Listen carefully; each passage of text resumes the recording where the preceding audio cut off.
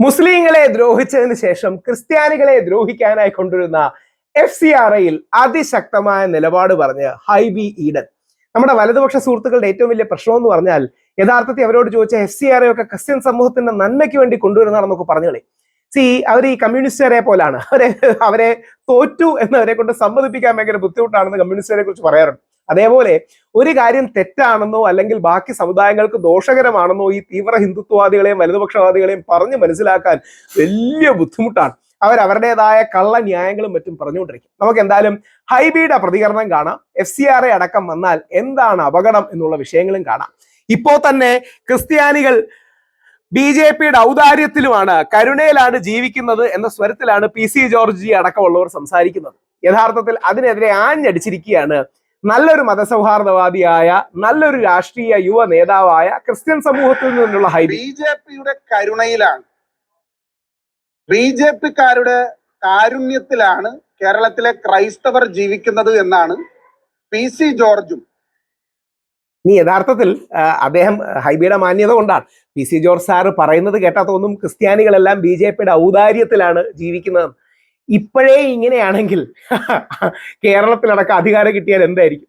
ഇപ്പോഴേ ഇങ്ങനെയാണെങ്കിൽ FCRI അടക്കമുള്ള ബില്ല് വന്ന് ക്രിസ്ത്യൻ സ്വത്തിനു മേലെയും ഫോറിൻ കോൺട്രിബ്യൂഷനു മേലെയും സർക്കാരിന്റെ കൂച്ചുവില കൊണ്ടായാൽ എന്തായിരിക്കും? ഇപ്പോഴേ ഇതേ മനോഭാവമാണെങ്കിൽ ഭാവിയിൽ ക്രിസ്ത്യൻ സഭകൾക്ക് മേലും അവരുടെ സ്വത്തുക്കളെ സർക്കാരിന് ഏറ്റെടുക്കാൻ കഴിയുന്ന ഒരു ഡെസിഗ്നേറ്റഡ് അതോറിറ്റി വന്നാൽ എന്തായിരിക്കും? അത് നോക്കണം തന്നെ. അപ്പൊ ഇത്തരം സുരേഷ് ഗോപിയും അവരെ ഭയപ്പെടുത്തുന്ന, അവകാശങ്ങൾക്ക് വേണ്ടി അവരെ ഭയപ്പെടുത്തുന്ന, അവരെ ഭീതിയിലാഴ്ത്തുന്ന നിയമങ്ങൾ അവരുടെ പാർട്ടി കൊണ്ടുവരുമ്പോ ഇത് തെരഞ്ഞെടുപ്പാണ്, 9-ാം തീയതിക്ക് ശേഷം നിങ്ങൾ എന്തും ചെയ്തോളൂ എന്നുള്ള ഒരു നിലപാട് സ്വീകരിക്കുന്നു. കിരൺ റിജ്ജു കേന്ദ്ര ക്യാബിനറ്റ് മന്ത്രി, ന്യൂനപക്ഷ ക്യാബിനറ്റ് മന്ത്രി അസന്നിഗ്ധമായി പറഞ്ഞു യാതൊരു ചർച്ചയും ഇതുമായി ബന്ധപ്പെട്ടിട്ടുണ്ടാവില്ല എന്നുള്ളത്. നിങ്ങൾക്കറിയാവുന്നത് പോലെ തന്നെ മോദി സർക്കാർ അധികാരത്തിൽ വന്ന ആംഗ്ലോ ഇന്ത്യൻ റിസർവേഷൻ പാർലമെന്റിൽ ഉണ്ടായിരുന്ന MP-മാരെയും സംസ്ഥാനത്ത് ഉണ്ടായിരുന്ന MLA-മാരെയും എല്ലാം ഒരു കോൺസ്റ്റിറ്റ്യൂഷണൽ അമെൻമെന്റ് കൊണ്ടുവന്ന് നീക്കം ചെയ്തു. അതുപോലെ നിരന്തരമായ ന്യൂനപക്ഷ വേട്ട ഇന്ത്യയിലെമ്പാടും നടക്കുന്നു. എന്റെ വലിയ തെളിവുകളാണ് നമ്മുടെ കന്യാസ്ത്രീമാരെ അടക്കം അറസ്റ്റ് ചെയ്തത്. ഏതാനും ദിവസങ്ങൾക്ക് മുമ്പ് ഇൻഡോറിൽ ഇതേപോലെ കന്യാസ്ത്രീമാരെയും മറ്റും മനുഷ്യക്കടത്ത് ആരോപിച്ച് അറസ്റ്റ് ചെയ്തിരുന്നു. ഇങ്ങനെ ഒരുപാട് വിഷയങ്ങളുണ്ട് എന്ന് ക്രിസംഗികളെ പറഞ്ഞ് ബോധ്യപ്പെടുത്തുകയാണ് ഏറ്റവും വലിയ ചലഞ്ച് എന്നുള്ളതാണ് അതിലെ തമാശ. നമുക്ക് എന്തായാലും ഹൈബി അങ്ങനെ 2-3 സ്ഥലത്ത് വളരെ നന്നായി പ്രതികരിച്ച് ഞാൻ കണ്ടു. ഹൈബിയുടെ പ്രതികരണങ്ങൾ വളരെ ക്രൈസ്തവ വോട്ടുകളുടെയും ഒക്കെ അതും കൂടി ഒന്ന് കാണാം. ഹൈബിയെ പോലുള്ളവർ ആ വിഷയത്തെ ശക്തമായി പറയണം. കാര്യം നമുക്കെല്ലാം അവകാശപ്പെട്ടാണ് ഈ രാജ്യം. ആരും ആരുടെ ഔദാര്യത്തിലൊന്നുമല്ല ജീവിക്കുന്നത്. അങ്ങനെ ഏതെങ്കിലും തീവ്ര ഹിന്ദുത്വവാദി വിചാരിക്കുകയാണെങ്കിൽ അത് മടക്കി കൈവച്ചാൽ മതി. സഭാ മേലധ്യക്ഷന്മാരുടെയും ക്രൈസ്തവ വോട്ടുകളുടെയും അക്കൗണ്ട് പറഞ്ഞ് സീറ്റ് വാങ്ങിച്ച് BJPയിൽ സ്ഥാനമാനങ്ങൾ മേടിച്ച് വല്ലതും നക്കിത്തിന്നാനുള്ളത് നക്കിത്തിന്നിട്ട് പോയാൽ മതി. നക്കിത്തിന്ന പോലത്തെ പ്രയോഗങ്ങൾ ശരിയല്ല. അത് പോട്ടെ, അത് ആരാണെങ്കിലും അത് അങ്ങോട്ടും ഇങ്ങോട്ടും ദേഷ്യം വരുമ്പം പറയുന്നതാണ്. ഓരോരുത്തർക്കും ഓരോ രാഷ്ട്രീയ ധാരയാണ്. പക്ഷെ അത്തരം പ്രയോഗങ്ങളല്ല നമുക്ക് വേണ്ടത്.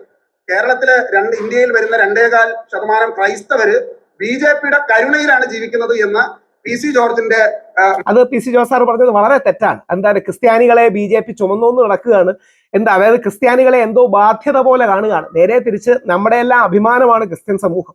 നമ്മുടെ നാട്ടിൽ ആരോഗ്യം, വിദ്യാഭ്യാസം, ആതുര ശുശ്രൂഷ, സമൂഹത്തിന്റെ മുമ്പോട്ടുള്ള പോക്ക് എല്ലാത്തിനും ഏറ്റവും കോൺട്രിബ്യൂട്ട് ചെയ്തൊരു സമൂഹമാണ് ക്രിസ്ത്യൻ സമൂഹം. മനസ്സിലിരിപ്പും വർത്താനൊക്കെ കയ്യിൽ വെച്ചാൽ അത് നന്നായി, അത് പറഞ്ഞത് കറക്റ്റാണ് പറഞ്ഞത്. അങ്ങനെ ക്രിസ്ത്യാനികളെ ഒരുതരം 2ാം-തരം പൗരന്മാരായി ഇപ്പോഴേ കണ്ടു തുടങ്ങി എന്നുള്ളതാണ്.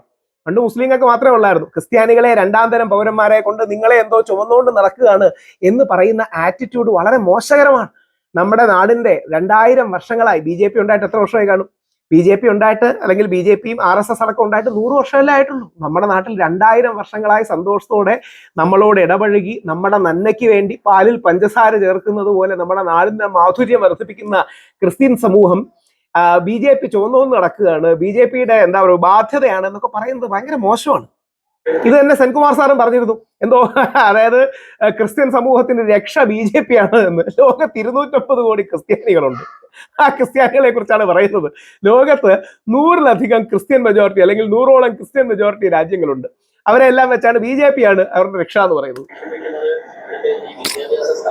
ഇതിന്റെ പ്രശ്നം ആ അർത്ഥത്തിൽ ശ്രീ ഷിയാസും ശ്രീ ഹൈബിയും ഒക്കെ ഇരുന്ന് പറയുന്നത് നമ്മുടെ ന്യൂനപക്ഷങ്ങളിൽ നിന്ന് ശക്തമായ പ്രതിരോധം ഉണ്ടാകണം.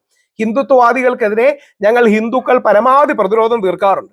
അങ്ങനെ തീവ്ര ഹിന്ദുത്വവാദം ആർക്കും ഗുണം ചെയ്യില്ല. അത് ഒരു അപകടകരമായ പോയിസണസ് ഐഡിയോളജിയാണ്. എല്ലാ എന്താ പറയുക, എല്ലാ BJP-ക്കാരും മോശമാണെന്നൊന്നും എനിക്ക് അഭിപ്രായമൊന്നുമില്ല. ഒരുപാട് നല്ല BJP-ക്കാരും ഉണ്ട്. പക്ഷെ ഈ തീവ്ര ഹിന്ദുത്വവാദം, extreme right wing is going to be dangerous. തെരഞ്ഞെടുപ്പുമായി ബന്ധപ്പെട്ട് ഇതും കൃത്യമാണ് ഷോണിന്റെ നിലപാട്, അല്ല നമ്മുടെ ഹൈബിയുടെ നിലപാട്. മുസ്ലിങ്ങൾക്കും ക്രിസ്ത്യാനികൾക്കും ഇടയിൽ വിഭജനം ഉണ്ടാക്കുന്ന വർഗീയവാദമാണ് ശ്രീ PC ജോർജ് പറയുന്നതെന്നാണ്. BJP-യുടെ സ്ഥാനാർത്ഥികളായിട്ടുള്ള ശ്രീ PC ജോർജിനെതിരെയും സ്ട്രോങ് ആയി ക്രിസ്ത്യാനികളുടെയും മുസ്ലിങ്ങൾക്കും ഇടയിൽ വിടവുണ്ടാക്കാൻ നോക്കുന്നത് അതൊരു വളരെ മോശകരമായ പ്രവണതയാണ്. അതിശക്തമായ രീതിയിൽ നമ്മൾ അതിനെ പ്രതിരോധിക്കണം. ഹൈബി ശക്തമായത് പറഞ്ഞതിൽ വളരെ സന്തോഷമുണ്ട്. ആ അർത്ഥത്തിൽ ഹൈബിയെ പോലുള്ള ശ്രീ ഷിയാസിനെ പോലുള്ള എല്ലാ സമുദായങ്ങളെയും, ക്രിസ്ത്യൻ, മുസ്ലിം, ഹിന്ദു അടക്കം എല്ലാ സമുദായങ്ങളെയും ശക്തിയുക്തം ഒരു കയ്യിൽ സ്വന്തം സമുദായത്തിന്റെ താല്പര്യങ്ങൾ, മറുകൈയിൽ പൊതുസമൂഹത്തിന്റെ താല്പര്യങ്ങൾ ഉയർത്തിപ്പിടിക്കുന്നവർ വരട്ടെ. എനിക്ക് വളരെ ഇഷ്ടമുള്ള ഒരു നേതാവാണ് ഹൈബി. ക്രിസ്ത്യൻ മുസ്ലിം സ്പർദ്ധ ഉണ്ടാക്കാൻ പലരും നോക്കുന്നുണ്ട്. അത് തടയേണ്ടത് നമ്മൾ ഹിന്ദുക്കളുടെ ഉത്തരവാദിത്തമാണ്, ക്രിസ്ത്യാനികളുടെ ഉത്തരവാദിത്തമാണ്, മുസ്ലിങ്ങളുടെ ഉത്തരവാദിത്തമാണ്, മതവിശ്വാസം ഇല്ലാത്തവരുടെ ഉത്തരവാദിത്തമാണ്, മതേതരവാദികളുടെ ഉത്തരവാദിത്തമാണ്. ആ ഉത്തരവാദിത്തം നമ്മൾ ഓരോരുത്തരും നിറവേറ്റട്ടെ എന്ന് പ്രാർത്ഥിക്കുന്നു. ഹൈബിക്ക് ഒരു സല്യൂട്ട്.